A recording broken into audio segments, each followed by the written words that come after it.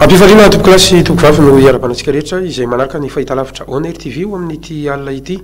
no manasantsika rehetra mpitiavana mpanajana ihany koa anaraka sy anjou hatramin'ny farany antsipriam-baovao antsika ao amin'izao alina izao ireto ary ny lohateny vaovao. Tsy marina ny filazana fa nisy nanao piratage ny logiciel izay ampiasain'ny CNI amin'izao fotoana izao raha ny fanazavana izay noentin'ny filoha lefiny Tery Rakotonarivo. Tsao sy langy avokoa ireo ahelany anatin'ny tambandrotra serasera fa nisy ny piratage nataony Mbola Rajona momba izany logiciel izany ho iatrany ity filoha lefitry ny CNI ity. Nanatanteraka fampitahana ny fitanana an-tsoratra na ny confrontation du PV tamin'ity folakandro ity ny CNI. Mbola manana hatramin'ny rahampitso ireo candidat anaovana an'izany confrontation du PV izany. Teratany karana hafa izay tompon'ny orinasa Conforama akory indray no nisy nakankely nomaly tetsy Ambatobe. Tafiakatra 7 hatreto araka izany ireo teratany karana izay nisy nakankeriny hatramin'ny volana Jona tamin'ity taona ity ihany. Tonga nametraka fitoriana anafoanana ny fifidianana izay nataontsika ny fafitony volana Novambra lasa teo kosa ny vondron'olon-tsotra teny amin'ny CNI tamin'ity androany ity. Nambaran'izy ireo fa mbola hito hatrany mihetsika pandram-pivaliny izao fangatahana izao. Anomboka amin'ny alatsinainy ho avy izao kosa ny fidirana ofisialy ho an'ireo sekolim-panjakana eto Madagasikara amin'ity taom-pianarana 2024 sy 2025 ity. Izara 5 ny fandaharam-pianarana ho amin'ity taona ity raha toka 3 izany teo aloha. Efa miditra tsikelikely amin'ny drafim-pampianarana PEC ihany koa isika amin'izao fotoana izao.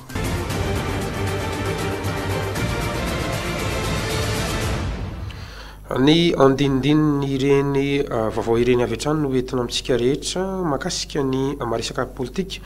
momba ny fifidianana dia tsy marina amin'ny filazana sy ny tsao izay ahelin'ireo compte fake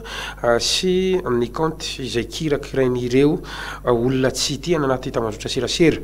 fa ny filoha légenal ny communication Mbola Joseph Rajona dia nividy ny logiciel izay ahafahana manao piratage ny logiciel izay ampiasain'ny CNI amin'ny fikirakarana ny voka-pifidianana amin'izao fotoana izao raha ny fanambarana izay noentin'ny filoha lefitry ny CNI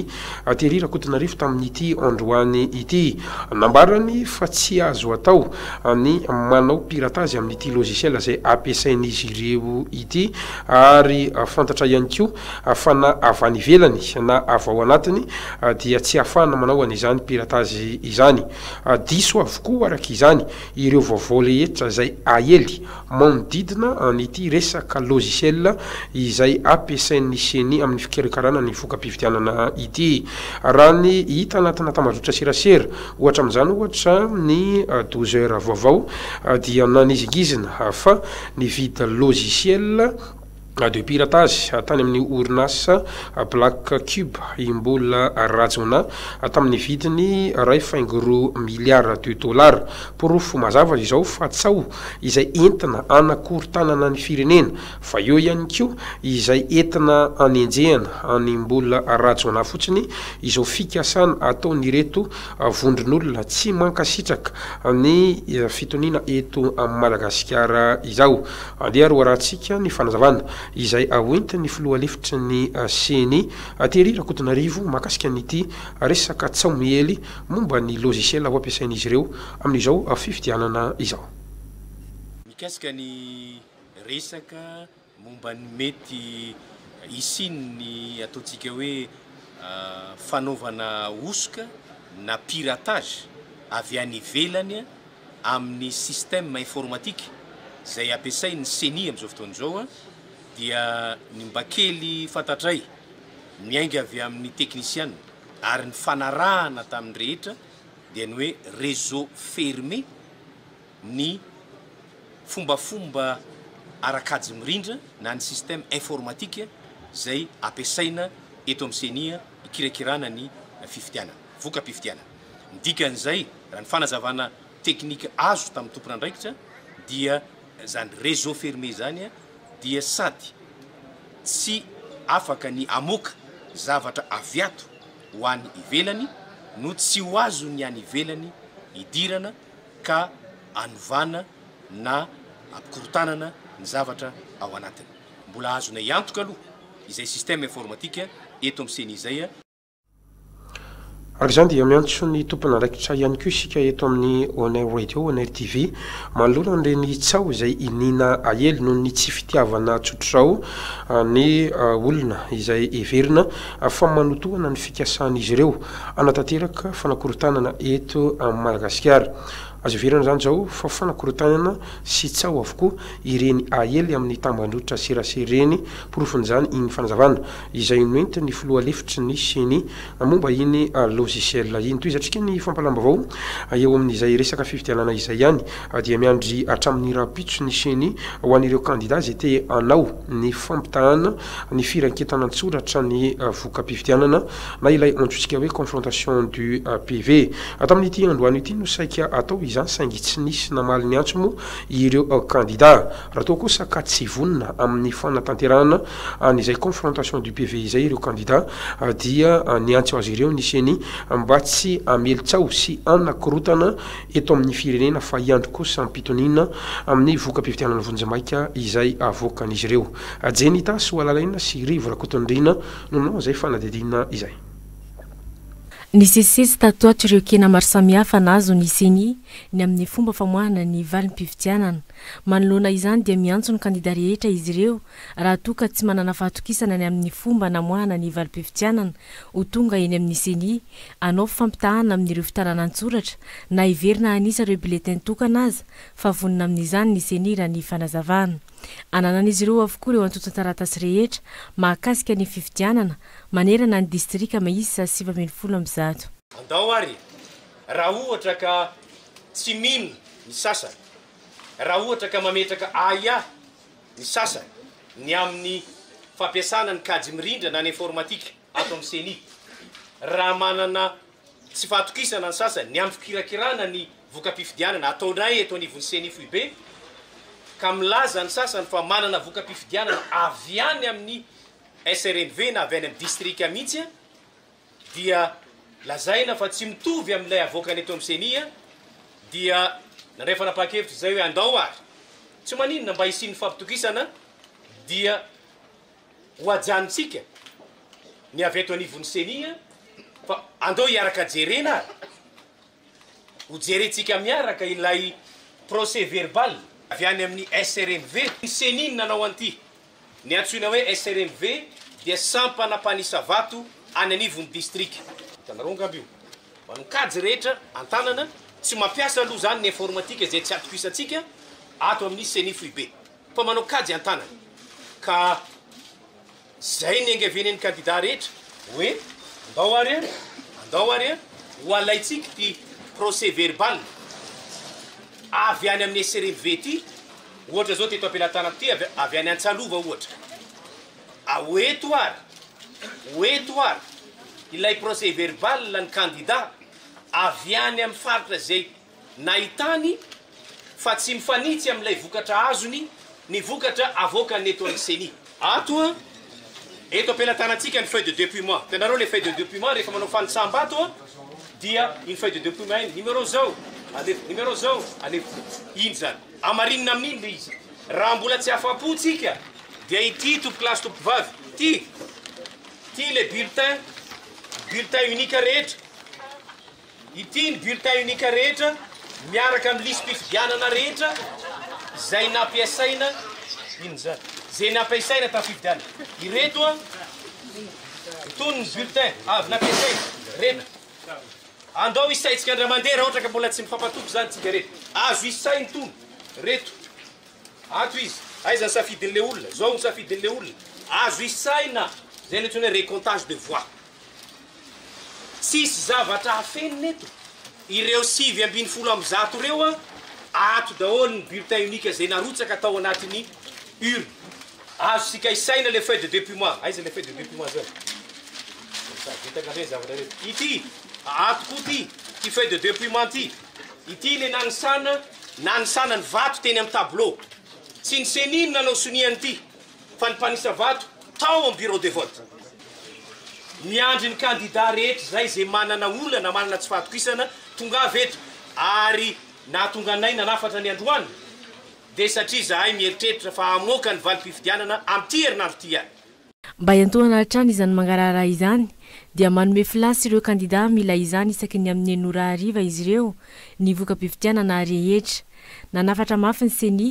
oka ny fanelezana tsaha raha toa ka tsy vonina ny amin'ny fanaovana fifampitahana fa manakorontana ny sembahoaka izany. Eo amin'izay fifidianana izay ihany dia filambaniny no natongava ny solotenan'ny kandida Andry Rajoelina teny anivo ny seni tamin'ity androany ity. Izy ireo izay nilaza fa tsy anatrika ilay fampitoviana ny fitanana an-tsoratra na ilay antsotsika hoe confrontation du PV natao amin'ny seni nefa tonga mangataka ny fomba namohan'ny seni ny amin'ny famoahana eo amin'ny lafiny aray informatika. Araka ny fomba fanao anefa dia ireo izay voarakitra ao anatin'ny lafiny informatika dia azo avy tamin'ny alalan'ny firanketana an-tsoratra. Noho izany raha toa ka mila fampitahana marina ity solotena amin'ny kandida Andry Rajoelina sy ny ekipany ity anaramaso ny fanisambato dia nanaiky ny fampitahana ara-taratasy io lay antsotsika hoe confrontation du PV aorian'izay vao mijery ny lafiny ara-informatika. Manodidina ny 300 raha teo ny biro-pifidianana sisa izay kirakaraina mazava ho azy araka izany fa tsy maintsy isy ny fihodinana faharoa efa manomboka mivonina amin'izany raha teo ny seni raha ninambarany tamin'ity androany ity. Etsy ankilany ireto pombany Andry Rajoelina ireto dia mitady ny irika rehetra ahafahana manakorotana an'izao voka-pifidianana izay avoaka ny seni izao. Raha ny tena marina dia tsy ny lobava ary tsy ny teny akoriny izy ireo rehefa netinety tamin'ny kandida Andry Rajoelina sy ny ekipany ny voka-pifidianana izay navoaka ny seni herinandro lasa izay. Ankehitriny efa manomboka mifanakay kosa amin'ny vato azo nyity kandida ity sy ny larana faharoa na ihany koa ny fahatelo dia mitady ny irika rehetra zany izy ireo anakorontanana an'izao voka-pifidianana izao satria tsy mifanaraka tamin'ny zavatra noeritreretiny, tsy mifanaraka ihany koa tamin'ny fikasan'ny kandida Andry Rajoelina sy ny ekipany anatanteraka n'ilay atsotsika hoe premier tour de vita eto amin'ny firenena. Mazava be izao zavatra nataon'izy ireo teny amin'ny seni izao fa sady tsy mifanaraka amin'ny fandaminana no manao efitra izay mifanohatra amin'ny fikirakarana ny voka-pifidianana. Andrasantsika araka izany no mety ny fanapakevitra ho raisiny tokony anarikitra manoloana an'ity raharaha ity. Fa makasika n'ilay fanadidina antsika hoe exit poll izay natao nandritra tamin'ny andron'ny fifidianana izay niteraka savorivory teto Madagasikara kosa dia voasambany no nisin'izany teto Madagasikara. Maro ireo malagasy no tsy nahalala izany fa isy ilay atao hoe fanadidina exit poll aoriana ny fandatsaham-bato ataona olo-pirenena iray. Araka izany dia nanapa-kevitra zany ny eo anivon'ny voamera-pirenena maleo tena misana ny fifidianana na ny seni ny tsy amela azy ireo zany anao an'izay famoahana ny vokatra izay tokony avoaka ny exit poll na ilay ataontsika hoe tatitra momba izay fanadidina nataon'izy ireo izay. Andeha hoaratsika ny fanazavana makasika anazy ity hoenty ny Toky Benjamina ateo amin'ny tsara nitiavana Rakotondrina. Nandritra ny fifidianana filoham-pirenena izay nitotosaina teto amintsika ny fahafitony volana novambra lasa teo dia tonga teto Madagasikara ilay karazana fanadihadiana antsoina hoe exit poll. Izy ity dia fanontaniana ny mpifidy izay avy nandatsabato, izany hoe anontaniana mpifidy zany ny vato nalatsany. Maro ny firenena demokratika eran-tany mampiasa nyity resaka exit poll ity. Afaka miteny izay teneny ny olona avy nandatsabato, afaka milaza ny heviny izy, afaka tsy milaza. Ny tanjona dia ny ahafantarana hoe makaiza ny fironan'ny olona mandritra ny fifidianana filoham-pirenena. Entina ihany koa manara-maso ny fandisana sy ny fikirakirana ny voka-pifidianana satria efa fantapatatra mialoha mandritra nyity fanadihadiana exit poll ity ny mety ho fironan'ny mpifidy. Ity fomba fiasa ity dia natao nandritra ny fifidianana filoham-pirenena farany tany Etazonia, ny tany Frantsa ary firenena maromaro anatin'ny vondrona Europeanina izay azo ambara fa fivelaran'ny demokrasia any amin'ireo firenena ireo. nampiarina teto Madagasikara ity fomba fiasa exit poll ity tsy naomby anefa zany satria dia tsy nankatoaviny teo anivony seny ity fanontaniana mpifidy rehefa avy nandatsabato ity nisy aza moa ireo mpikambana atao anatin'ny biro fandatsaham-bato izay nanilikilika ireo mpanadiady avy amin'ny exit poll sala amin'izany ihany koa ireo mpanao gazety izay tsy nahafantatra ny fisian'izy ity. Araky ny fantatra dia efa nametraka taratasy teny anivony seny ireto mpikarakara nyity fanadiadiana ity. Tsy nandraran'izany anefa ny seny. Ny andro ny 7 Novambra kosa dia namoaka tamin'ny ainao manjery ny seny fa tsy azo atao eto Madagasikara ity fanadiadiana ity. Vokatr'izay dia nisy tamin'ny faritra teto Antananarivo no nosamborin'ny mpitandro filaminana ireto mpanadiady avy amin'ny exit poll ireto. Tsy manitsakitsaka ny lalàna velona eto Madagasikara na ny zon'ny mpifidy ity fanadiadiana ity. Inona no nahatonga ny seny nanao izay fanakanana izay. Araky ny nambara teo dia tsy nametraka olana izy ireo tany am-boalohany ary tsy nanambara tamin'ny fomba ofisialy fa tsy azo atao eto Madagasikara ity fanadiadiana exit poll ity. Ny 7 Novambra nefa dia norarahan'ny seny izany fanaovana fanadiadiana izany. Ny fanaovana ny fanadiadiana dia mijanona ao anatin'ny tsy ambaratelo, tsy antery. Ny fanontaniana petraka moa dia ny hoe iza no vidinao nandritra n'iny fifidianana iny, afaka mamaly, afaka tsy mamaly reo ametrahana fanontaniana. Ny tombotsoa azo anatin'ny fanaovana nyity fanadiadiana ity dia efa ahafantarana sahady ny vokatra manakaikikaiky ny tena izy. Isoroana ihany koa ny osoka sy ny mety sina kolikoly ao anatin'ny fifidianana. Ahafantarana ihany koa hoe toeranaiza no ny fidan'ny kandida izatsy na izaroa. Afana ihany koa manamarina sy manaramaso ny mety ho voka-pifidianana. Ao anatin'ny fiodinana faharoa amin'ny fifidianana filoham-pirenena dia mbola ho ampiasaina eto amintsika ity fomba fanadiadiana exit poll ity. Afa tonga teny amin'ny seny androany ny vondron'olon-tsotra izay notarihan'ireo mpitarika ny hetsika conférence souverain nitondra ny antotan-taratasy mangataka ny anafoanana an'ilay fifidianana izay nataontsika ny fahafitony volana Novambra lasa teo. Etsikilany dia nanambara ny seny fa tsy afaka amaly ny etaeta satria tsy andraikitra izy ireo izany fanafoanana ny fifidianana izany. Fa ijery kosa ny fotoatin'ny taratasy fitoriana ity rafitra mpikirakira ny fifidianana ity orin'izay kosa dia anatitra izany any amin'ny tompona andraikitra maefa afaka amaly ny etaeta ny reto vondron'olon-tsotra izay mangataka ny anafoanana ny fifidianana nataontsika ny fahafito ny volana Novambra lasa teo ity. Jenitas Olalaina sy Rivo Rakotondrina.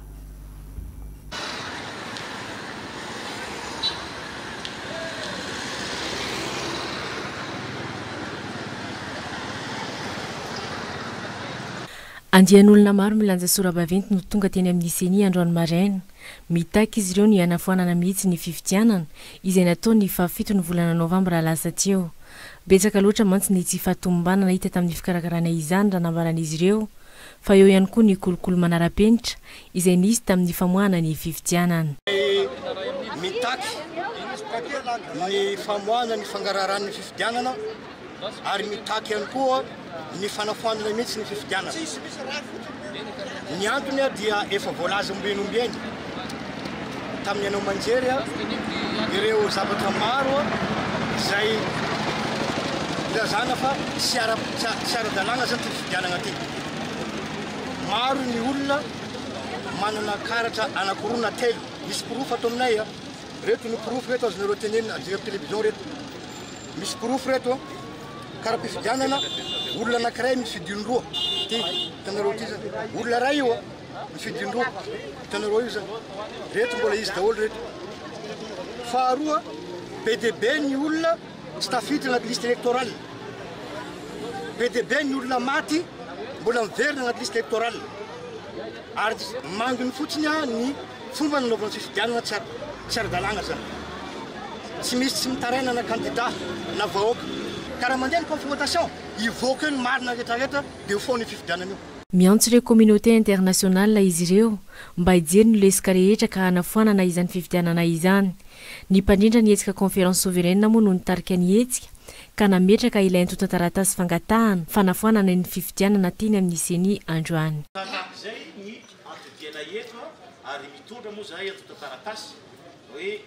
antotan-taratasy ampinaminana ampiavana omenanareo tompolasy tompivavy mba ho mariky ny firaisankinatsika mba hisie ny fandriampahalemana eto mba hitovizatsika hoe malagasy vaonasa malagasy no entineto fa tsisy idirany vahiny ato noraisiny seni somantsara ny fitorinana apetraka izy ireo fa saingina nambara kosa ny seni fa tsy manana fahefana ny anatanteraka ny fangatahana ny amin'ny fanafoanana izany fividianana izany izy ireo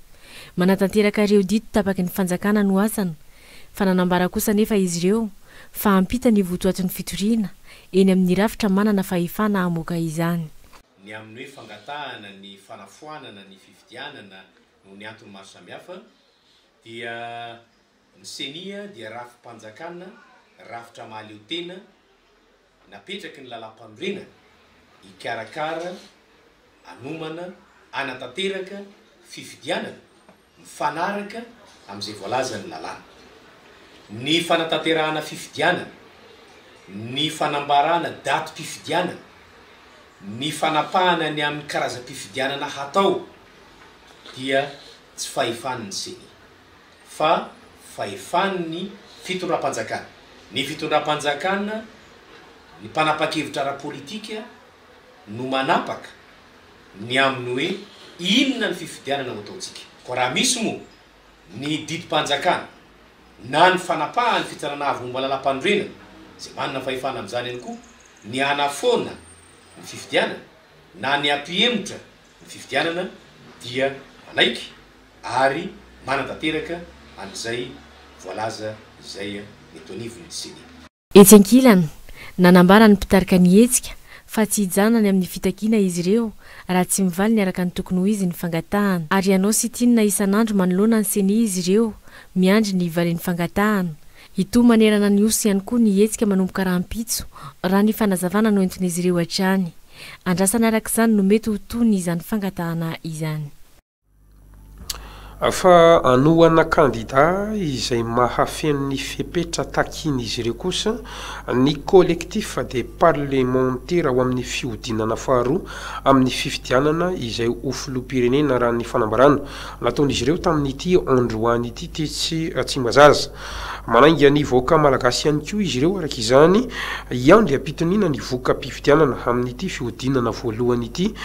teo ary hamita ny adidiny amin'ny maolo-pirenena azy ka andeha andatsabato mandritra ny fiodinana faharoa amin'izay fifidianana izay ofilom-pirenena izay fanambarana izay nataon'ny collectif de parlementaire androany tetsy amin'ny antenne mera-pirenena andeha hoarantsika ny ampahany tamin'izay fanambarana izay teo amin'ny micro-ny Clara Raholo Manantsoa sary ny atiavana Rakotandrina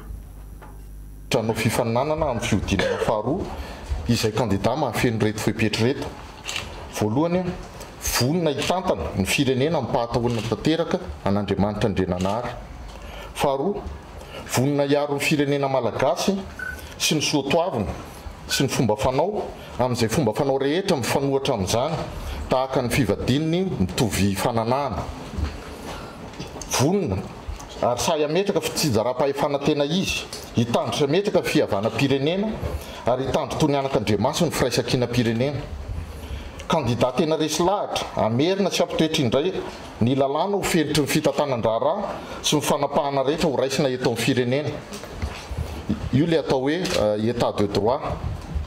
kandida tena hijery marina sy hamahay fotony ny olana tena maharary ny vahoaka olana momba sosialim-bahoaka fandriampahalemana sakafo filaminana fahasalamana fampianarana amin'ny fotoana mamety azy dia anao antsoavy izay anambara izay olo-kofidiana everinay fa mahafeno ireo fepetra ireo ary azo antoka indrindra fa hitondra ny firenena arak'ireo fepetra napetraka ireo misaotra to amin'izay lafiny politika izay ihany dia miantso ny vahoaka malagasy mba ho tony ny KMF Knoe tamin'ity androany ity ka iandry ampitoniana ny voaka mpifidianana vonjy maika izay voavoaka ny avomera-pirenena maleo tena misana ny fifidianana na ny seny fa iandry ampitoniana ihany koa ny voaka mpifidianana ofisialy izay avoaka ny fitsarana avo momba ny lalam-pandrenana no mariany ity firaisamon'ny pirenena ity fa tsy tokony agaga raha toka misy ny fahasamihafana eo amin'ny vokatra vonjimaiky avoaka ny seny sy ny vokatra ofisialy avoaka ny fitsarana avy momba ny lalam-pandrenana sa manana ny fomba fiasana mantsy ireto rafitra roa samy hafa ireto amin'ny fikirakarana amin'ny voka-pifidianana sy ny vato anisan'izany ohatra ny fijerena anireo pro-pifidianana izay maty fa eo ihany koa ny vato maty sy ny vato manan-kery mandritra ny fifidianana tahaka itony anja minano menjanahary asima mindrina raha zavitsoara nonanao ny fanadiadiana voka-pifidianana vonjimaiky ano avoaka ny eo anivon'ny fa anjarany fitsarana avy momba ny lalam-pandrenana kosa ny mamoaka ny vokatra ofisialy noho izy izay omeny ny lalàna fahefana tanteraka amin'izany arak'izany tsy voatery hitovy ny vokatra izay mivoaka eny amin'ireto androm-panjakana roa ireto ka tsy tokony ho taitra ny vahoaka malagasy manoloana izany rehetra izany indrindra moa fa ny vokatra avoaka ny kandidat tsirairay avy sy ny seni amin'izao fotoana izao izay mahabe ady hevitra tokoa tsy voatery hitovy mantsy ny teo anivon'ny KMF Knoe ny fomba fanisana ny vato maty sy manan-kery ka antony mahatonga izay fa samy hafa eo amin'ny vokatra avoaka izay na izany na tsy izany aza nefa dia tsy tokony fanalavitra be ihany izay elanelana eo amin'ny vokatra izay zahay ato anatin'ny KMF Knoe dia manamafy hatrany tsy voatery anaiky izay vokatra mivoaka eo ny kandidat afaka tsy manaiky izy fa ny vahoaka malagasy kosa tokony anaiky hoe io zany no atao hoe vokatra dia izay vokatra avoakan'ny RCC no atao hoe vokatry ny fifidianana miantso ny vahoaka ho tony hatrany araka izany eo anivon'ny KMF Knoe eo ampiandrasana ny vokatra ofisialy ka na eo aza ireo kandidat izay mialan-daharana amin'ny fanaraha-maso ny fikirakirana ny vokatra eny anivon'ny seni dia tsy tokony ho gaga ny rehetra zony fa tsy terena akory ireo kandidat anao izay fanaraha-maso izay ary ho an'izay manana ayay dia afaka manao tsara ilay antsoina hoe confrontation na ny fampitahana ilay fitanana antsoratra ny voka-pifidianana avy amin'ny seni sy ny nalainy ny délégué ny kandidat tsirairay avy nandritra ny androm-pifidianana azo atao ny manao confrontation rehefa manao confrontation aoka tsy ho adino tsy ny sarety no alefa alohan'ny omby fa ny omby no mandeha alohan'ny sarety rehefa manao confrontation dia ianao zay te hanao confrontation no manantona mampiseho hoe ity ny résultat hitako ireto ny proof fa tsy ny seni no makany aminao na ny RCC no makany aminao zay zavatra izay fantatry ny candidat rehetra fantatry ny mpanao politika rehetra fa ampahafantarintsika ny olom-pirenena mba tsy ho diso lalana ny olom-pirenena na diso fandray atsona araka izany ny rehetra mba samy andry ilay vokatra ofisialy avoaka ny fitsarana avy momba ny lalam-pandrenana fa ivoaka ao amin'ity herinandro ity kosa ny voka-pifidianana vonjimaiky izay ho avoaka ny eo anivon'ny voamera-pirenena maleo tena misana ny fifidianana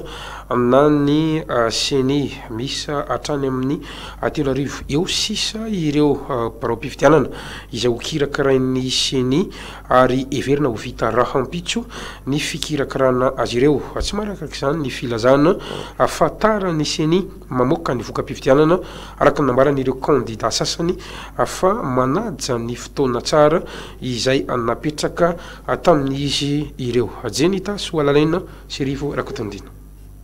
manodidina ny telo-rivo eo sisa ireo bureau fifidianana kirakirain'ny seni amin'izao fotoana izao ary nona fa ho vita rahampitso izany efa tafiditra ao anatin'ireo voka-pifidianana avoaka ny seni amin'izao fotoana izao raha ny voka-pifidianana eto Antananarivo renivohitra manokana ny amin'ny faritra sisa no andrasana mbola kirakiraina amin'izao fotoana izao reo fantatsaham-bato telo-rivo eo sisa no andrasana ny fikirakirana azy zany hoe ny fikirakirana azy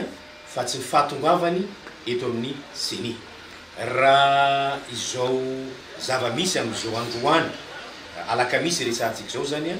dia ho vita rahampitso ny fikirakirana ny voka-pifidianana rehetra dia mametraka fandaminana moa ny eto anivon'ny seni no hoe raha ohatra ka tratra dia ho avoakanay amin'ity herinandro ity ihany ny voka-pifidianana ny fepetra no raisina ihany koa ary ho tanterahana mialohan'ny ho famoahana ny voka-pifidianana vonjimaiky avy eto anivon'ny seni dia ny fanomezana fahafahampo andreo rehetra izay manana aya ny amin'ny fikirakirana ny voka-pifidianana eto anivon'ny seni foibe aoriny famohanyseny ny valim-pividianana kosa dia manana fitoandro ny ACC kirakirany ny voka-pividianana ary aorin'izay dia tokony hamoaka ny voka-pividianana izy ireo. Momba izay fividianana izay atrany dia nivoaka tamin'ny fahanginany ihany koa ireo firaisakinany kandida tamin'ity androany ity izay noamafisiny izy ireo fa io fampotra avokoa ireo tsy fahatombanana rehetra ho amin'izay fividianana nataontsika ny fafito ny volana novambra izay eo ihany koa ireo lesoka maro isantsokajiny na momba ny lisy-pividianana izany na ihany koa ny kara-pividianana nambaran'izy ireo ary fa tokony hofoanana mihitsy iny fividianana izay nataontsika ny fafito ny volana novambra lasa teo iny andeo raha tsika ny apahany tamin'ny fanazavana izay hanoetin'izy ireo teo amin'ny sary nitiavana rakotondina.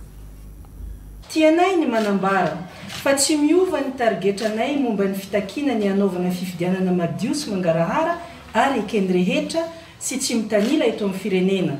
ary hamafisinay fa mitombona sy misy porofo mitoaka mitenda fa tsy madio sy petatoko ary fenohosoka ny fanomanana iny fifidianana iny.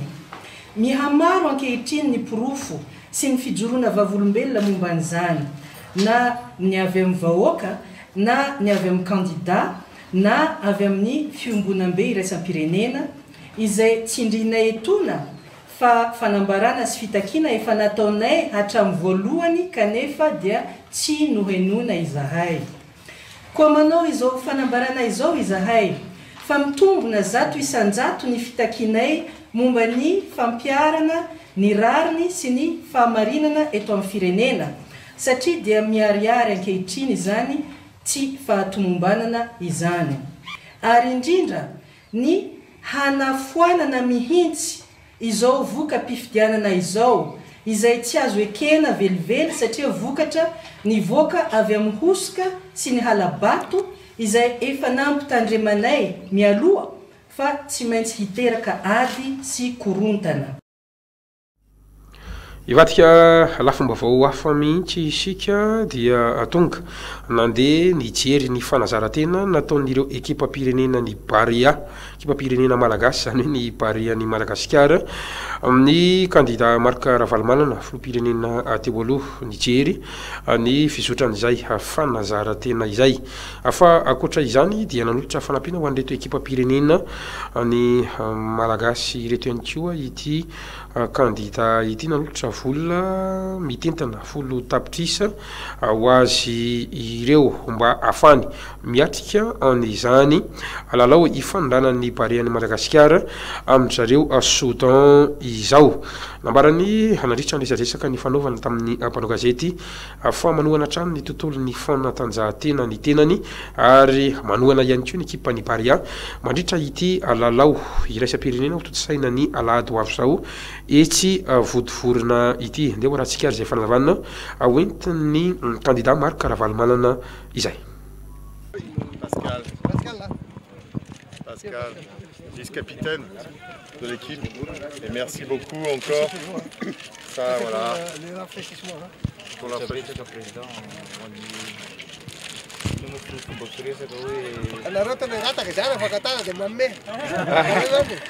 Non, ma il reste l'équipe pyrénéenne de Merci. Merci beaucoup. Okay. Merci. Merci. Bon courage. Merci. Ok.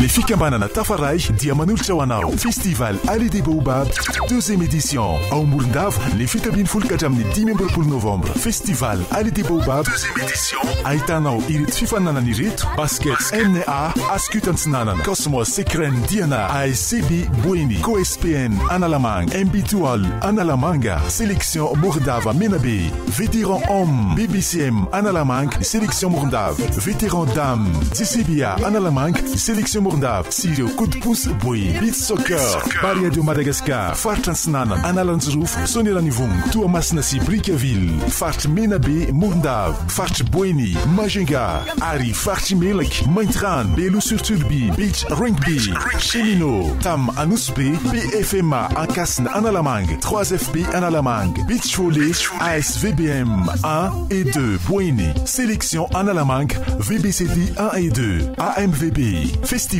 Allée des Baobabs 2e édition.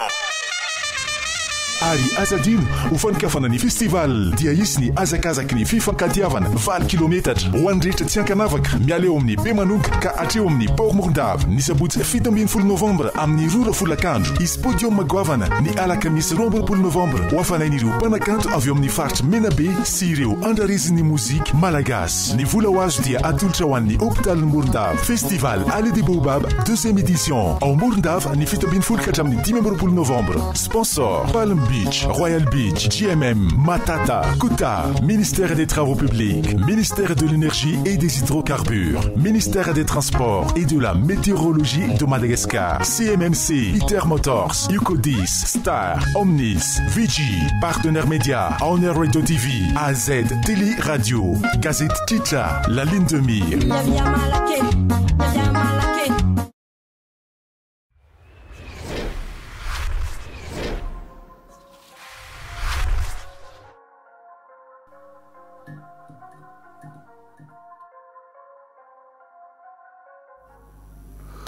Toizasika ny fampanaravaovao amin'ity alina ity efa mandeha amin'ny laoniny amin'izao fotoana izao ny fikarakarana ny passeport etsy anivo ny ministera ny filaminana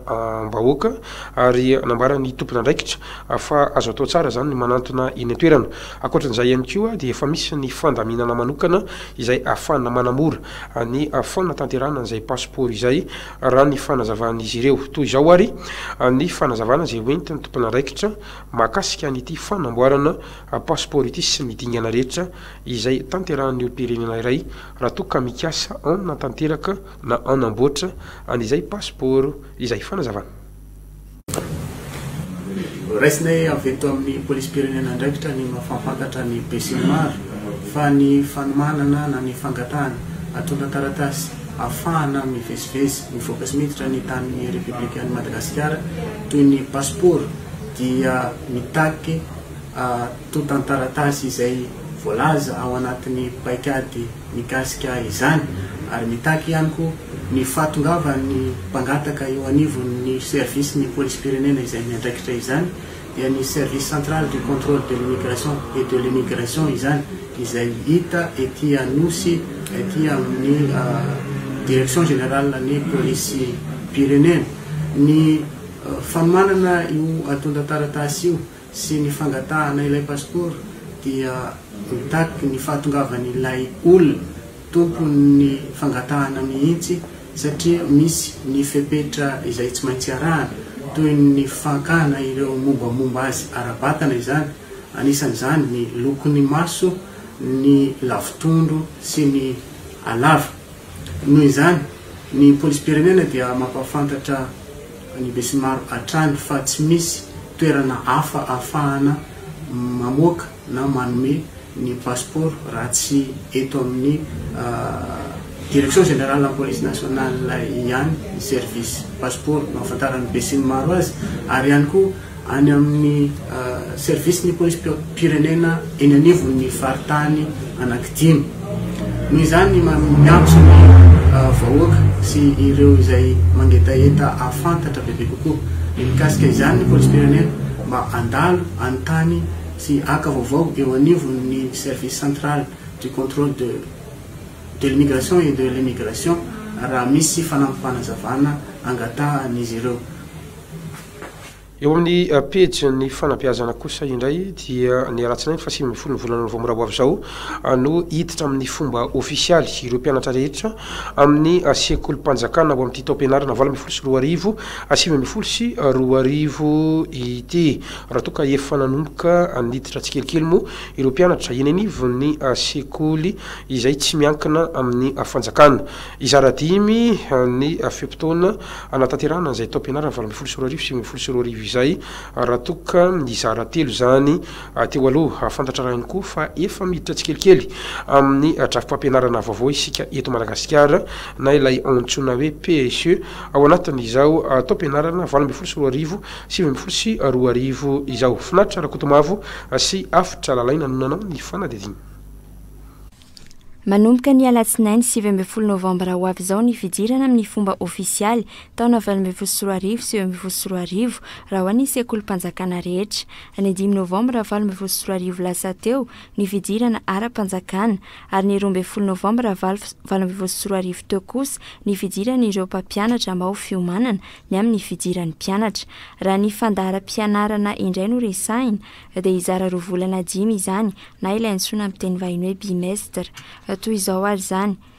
ny 7 novambra hatramin'ny 1 desambra 2024 no vanim-potoana voalohany ka ny 2 desambra 2024 hatramin'ny 4 janoary ny fialatsasatry ny krismasy. Ny 7 janoary 2024 hatramin'ny 1 volana marsa kosa indray ny vanim-potoana faharoa. Ny fanamariana ny andron'ny sekoly dia ny 17 febroary 2024 hatramin'ny 1 volana martsa. Ny vanim-potoana fahatelo kosa indray dia manomboka ny 4 martsa hatramin'ny 2024 ary ny 20 aprily hatramin'ny 18 aprily 2024 kosa no fotoana fialatsasatry ny paska. Ny alatsinainy fa 20 aprily hatramin'ny 20 jona ny vanim-potoana faha-4. Raha toka ny 1 volana jolay hatramin'ny 30 aogositra 2024 ny vanim-potoana faha-5 sady mamarana ny taom-pianarana taona 2024 toy izao kosa indray ny fizotry ny fanadinam-panjakana. Ny talata 3 septambra 2024 no anatanterana ny fanadinam-panjakana CEPE. Ny 13 hatramin'ny 14 septambra 2024 kosa indray ny fanadinana BEPC. Raha ny 7 sy 30 oktobra indray no anatanterana ny fanadinana CAEEP ary ny 14 sy 17 novambra 2024 kosa ny fanadinana CAPEP. Eo amin'ny lafiny tsy fandrimpahalemana dia teratany karana hafa indray no nisy nanka ankeriny omaly izay fantatra fa tompony conforme accord hatramin'izao dia manodidina ny 7 eo ireo teratany karana izay nisy nanka ankeriny hatramin'ny volana jona tamin'ity taona 2024 ity finaritra rakotomavo sy afitra lalana.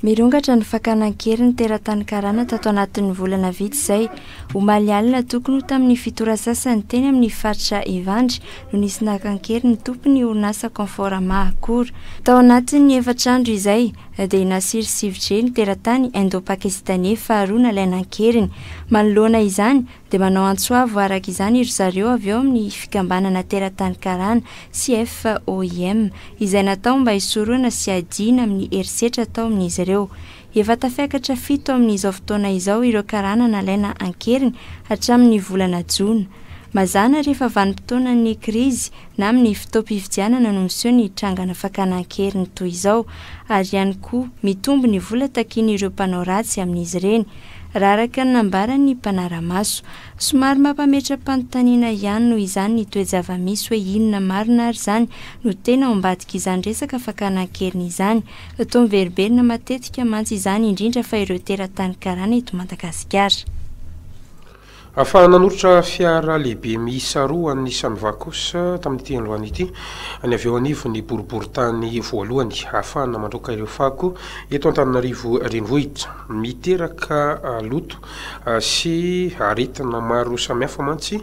sala amin'ny pesta eo ihany koa ny kotrotry izay mirongatra mihitsy amin'izao fotoana izao amin'ny fiparitany ireny fako sy ny fivangon'izy ireny eto amintsika Antony na resy lahatra azy ireo izay andray anjara amin'ny fiarametana amin'ny fanadiovana ny tanàna Antananarivo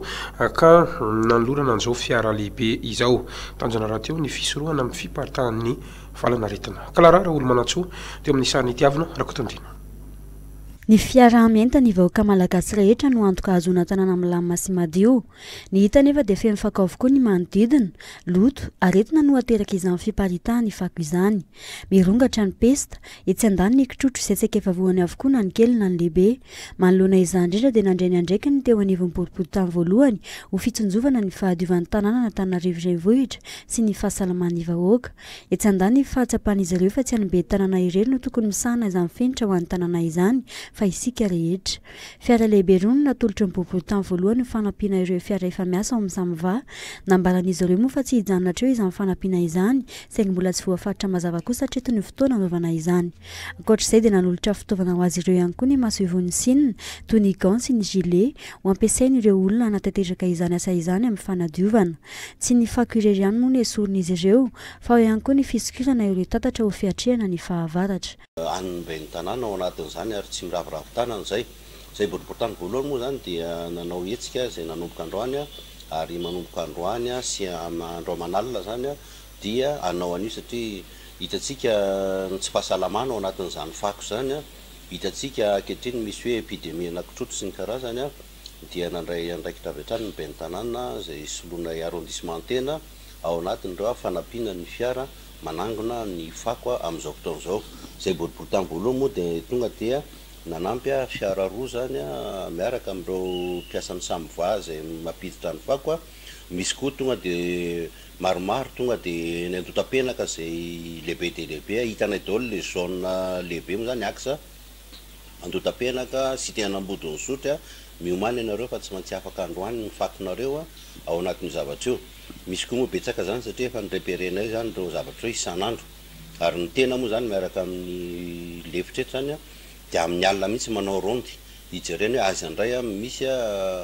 stockna fako aiza misy moa zany fomba anankiray mba ahafahanay miara-miasa satria amin'izy ireny dia misy mpiasan'ny Samova ihany izay miandry an'ireny vaky reny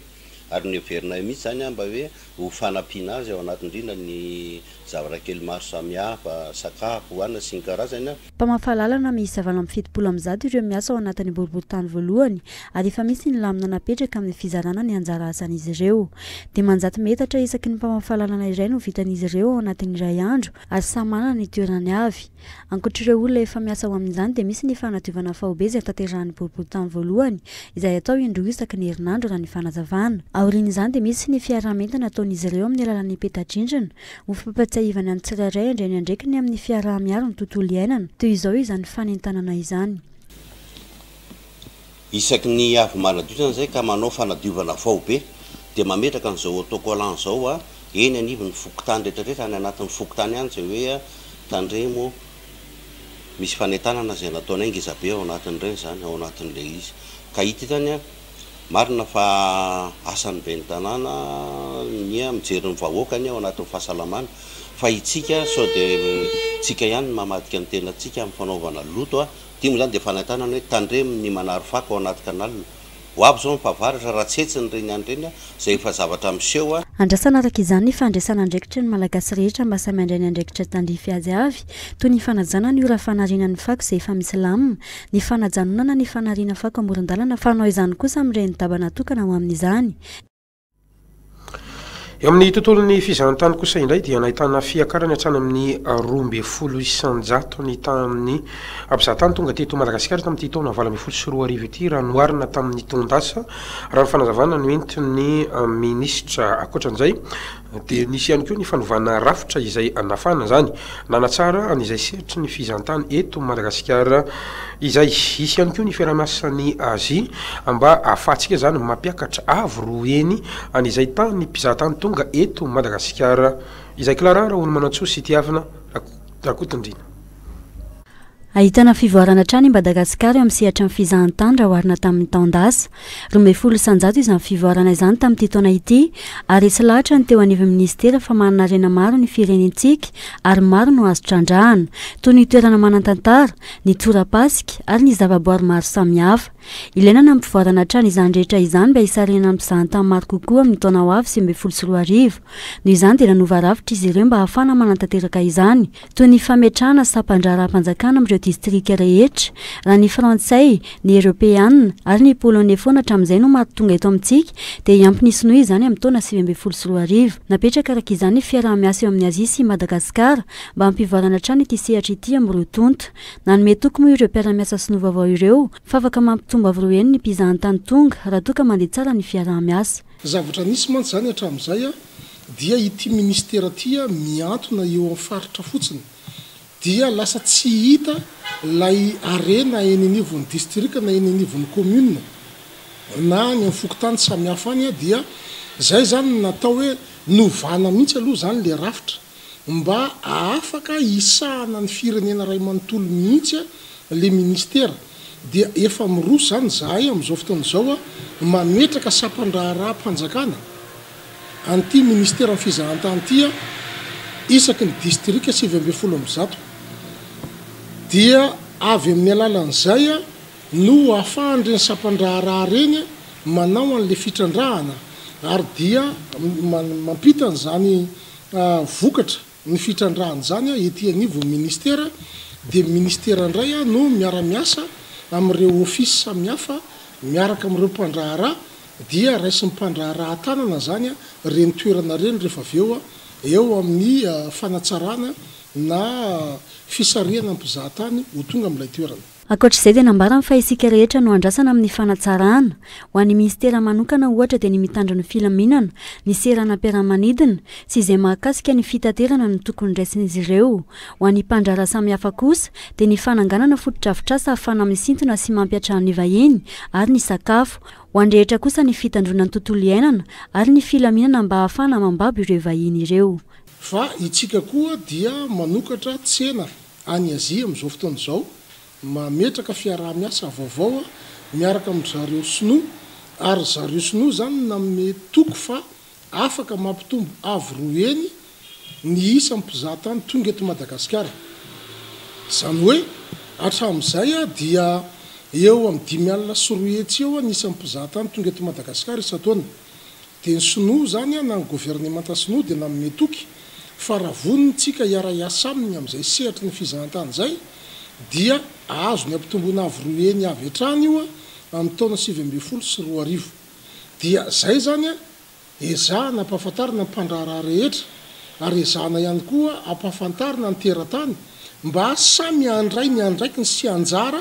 ao anatin'izay didy sy andraikitra zay satria sady manatsara ny sosialy zay no mampitombo ny toekaren'ilay firenena. Antenena araka izany fa androso hatrany Madagasikara amin'ity sehatra fizahan-tany ity ary ivelatra amin'ny firenena samihafa.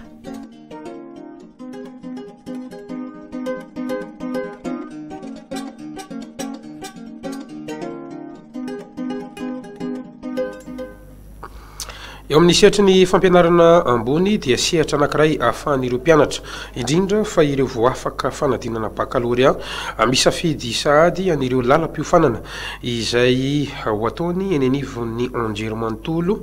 amin'ny salon des études supérieures izay karakarain'ny Madajeune etsy amin'ny lapan'ny kolotsaina sy ny fantanjahantena mahamasina amin'izao fotoana izao. Aritra 2 andro moa ity hetsika ity ary lalam-piofanana hatrany amin'ny arivo mahery no atolotra ho an'ireo mpitsitika izay tonga eny antoerana fanuela randria anatenaina ateo amin'ny sariny afitra lalaina. Anisan'ny manahiran'ireo mpianatra ny misafidy ny lalam-piofanana ho ataony ao aorian'ny baccalauréat antony mampisy ny hetsika tahaka izao mba hanomezana fampahafantarana azy ireo. Arak'izany dia atoro lalana ho an'ireo mpianatra vao afaka baccalauréat ny hetsika karakarain'ny Madajeune etsy amin'ny Palais de Sport Mahamasina.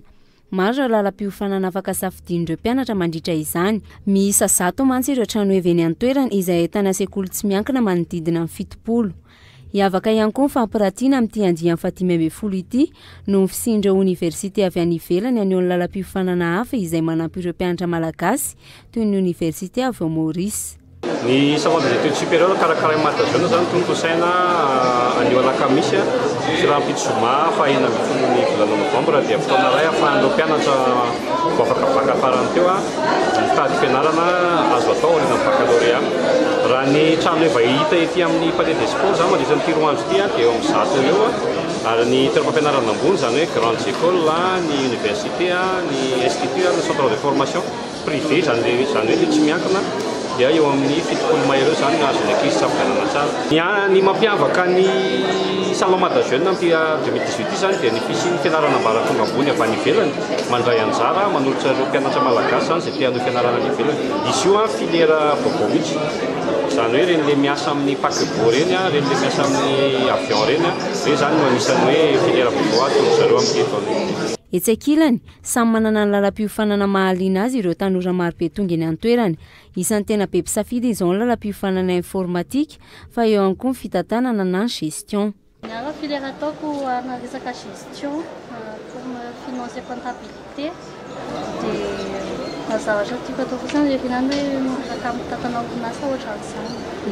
Inona ny antony le safidy hoe ihany ny gestion? Tia tatabola amiko fianarana be dia be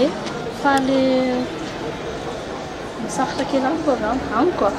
nezaka concours satria misy le ankizy be dia be ny tedavina an'le hoe zao ihany ny ilaina dia zao ihany dia nefa nanao rehefa ohatra hoe tsy mety amin'le concours dia lasa mitady fianarana hafa ohatra hoe neny akato zao dia ohatra hoe neny akato zao olona vitsy dia be dia be ihany ny tedavina nefa ny olona be dia be ny te hiditreny dia lasa hoe vitsy ny voray ohatra neny akato. Lalam-piofanana ny eritreretiko dadamina zao resaka informatique satria mbola voakely dia avy ny informatique ny tazana atao an-trano dia lasa tiako zany ny rosirosiko koa amin'ilay fahaizana izy mahay efa kely any dia mba te rosirosiko koa amin'ilay fahaizana informatique. Manana tombony arak'izany ireo mpianatra vao afaka baccalauréat mandritra ity hetsika ity noho ny torolalana ambava sy an-tsoratra omena azy ireo mandritra izany. Afaka manoratra anarana na manao inscription sahady ihany koa ireo mpianatra liana amin'ireo tolotra omen'ny université tsirairay ireo. Afa makasika izay ihany dia tiana zany ny manamarina afa manodidina ny 100 ireo trano eva eny amin'iny hetsika iny afa tsy ny lalam-piofanana akory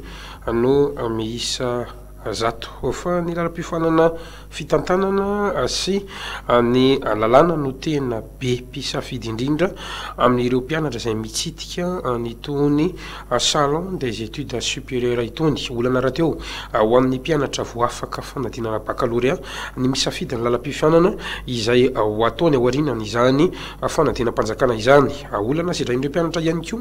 ny fahavitsin'ireo mpianatra izay afaka raisiny université ampanjakana atony eny akatso voatery tsy maintsy mitady an'ireny université tsy miankina ireny araka izany ny mpianatra mba ahafahan'izy ireo manohy ny fianarany fa ny lara ndre anatenaina sy afitra lalaina trany no manao ny fona dia ty. Betsaka ireo mpianatra vao afaka baccalauréat tamin'ny taom-pianarana lasiny mahatratra amin'ny 1,7 mantsy izany. Voafetra ihany nefa mpianatra afaka raisiny université akatso ka tsy maintsy hitady université tsy miankina avokoa ireo ambony rehetra. Samy manana amin'ny mampiavaka azy ireo université tsy miankina rehetra mba avolenta trano ny kalitao fampianarana omeny ireo mpianatra ary tsy adisony safidiny ihany koa. Nambaran'ireo tompona andraikitra amin'ny sekoly ambony ihany koa fa ny lalam-piofanana lalàna sy fitantanana mahaliana ireo mpianatra vao afaka baccalauréat indrindra. Lalana menan'ny mpianatra io angamba aloha voalohany indrindra tsy lalana fa fampafantarana ny zava-misy anafo ny fampianarana anafo ny type ny fianarana ny universitaire famantarana azy ihany koa ny zavisasa kanefa ny moniteur ny fitena mahita azy amin'ny endrika feno fitarihana sainy zareo zany hoe inona mampiampaka ny fampianarana io angambany ny valin'izay tsy hoe ny université semaine fa misehitra eto amitsika mihitsy ny mpianatra indrindra tsy amina ihany dia ny sampana fitantanana na gestion ny sampana lalàna io zany indrindra. Aorian'ny fahavitana lalam-piofanana ataon'ireo mpianatra eny amin'ny université kosa dia marobe ireo asa izay afaka tanterahina avy hatrany. Raha siasa atao ny raha gestion i raha malala fa resaka organisation atao ny gestion azony atao no maka ny poste anadisiderana orinasa reny fa mifetoboany aloha izy manomboka le izy L1 manao fatilitily kekeliny makataraka telo teo le promotion fa oran'ny société kosa angamba ny afana azo atao be dia be zay mahatsara ny gestion koa ny gestion ampatipaty zay rehefa sady maîtriser resaka marketing izy maîtriser resaka communication no maîtriser resaka chiffre resaka compta sy trésorerie dia azo atao voalohany zay le manana safidy tsara araka izany ireo mpianatra vao afaka baccalauréat ireo ny amin'ny fisafidianana lalam-piofanana sy université azo antoka mandritry ny hetsika natokana ho azy ireo Mahamasina. Dia mahasoa an'ireo tanorantsika izay atrika an'izany fampianarana ambony zany isika eto amin'ny fahitalavitra en RTV tapitra ny fampalamba vao mankasirika anao tompolasy tombovavy tsy nisaraka taminay hatramin'ny farany ary manome fotoananao izay raha hampitso indray aza misaraka amin'ny fahitalavitra nefa fa mbola maro ireo oronatsary izay mafinaritra homaninay ho anareo manapitafa tompolasy tombovavy.